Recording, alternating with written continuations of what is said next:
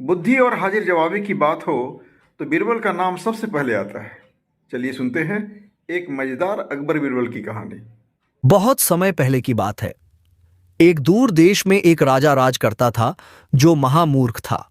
उसकी मूर्खता के कारण राज्य की हालत बिगड़ती जा रही थी।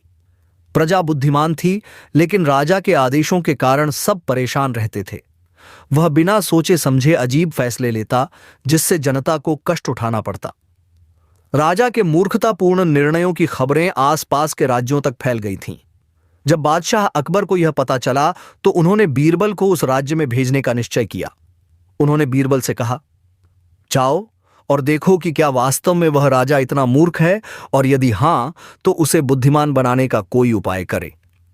बीरबल उस देश में साधारण वेश में पहुंचे और लोगों से राजा के बारे में पूछताछ करने लगे।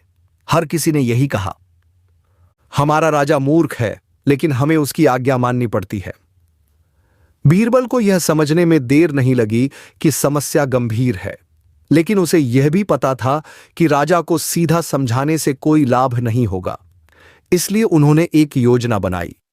बीरबल दरबार में पहुंचे और राजा से बोले, महाराज, मैंने सुना है कि आप इस दुनिया के सबसे बुद्धिमान राजा हैं।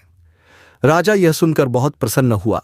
उसने गर्व से कहा, हां, मैं ही सबसे बुद्धिमान हूं। बीरबल ने आगे कहा, तो क्या मैं आपकी बुद्धिमानी की परीक्षा ले सकता हूं? राजा ने खुशी खुशी हामी भर दी। बीरबल ने 3 प्रश्न पूछे। 1, अगर कोई किसान अपने खेत में बीज बोए लेकिन उसे पानी न दे तो क्या होगा? 2, यदि सूरज पश्चिम से निकले तो क्या होगा? 3, अगर कोई मूर्ख राजा हो तो उसकी प्रजा कैसी होगी? राजा ने पहले 2 सवालों का जवाब गलत दिया और तीसरे प्रश्न पर चुप हो गया।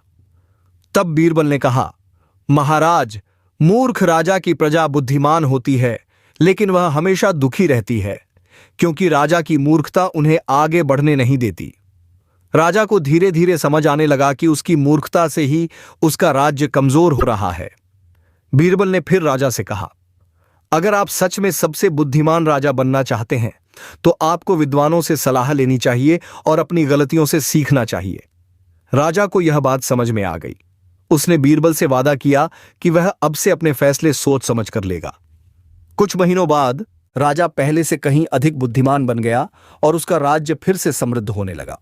इस कहानी से हमें यह सीख मिलती है कि अगर कोई व्यक्ति अपनी गलतियों को समझे और सीखने की इच्छा रखे तो वह अपनी मूर्खता को भी दूर कर सकता है। अगर आपको ये मजेदार कहानियाँ पसंद आई तो इस वीडियो को लाइक कर दीजिए और मेरे चैनल पर और भी ऐसी कहानियाँ सुनिए।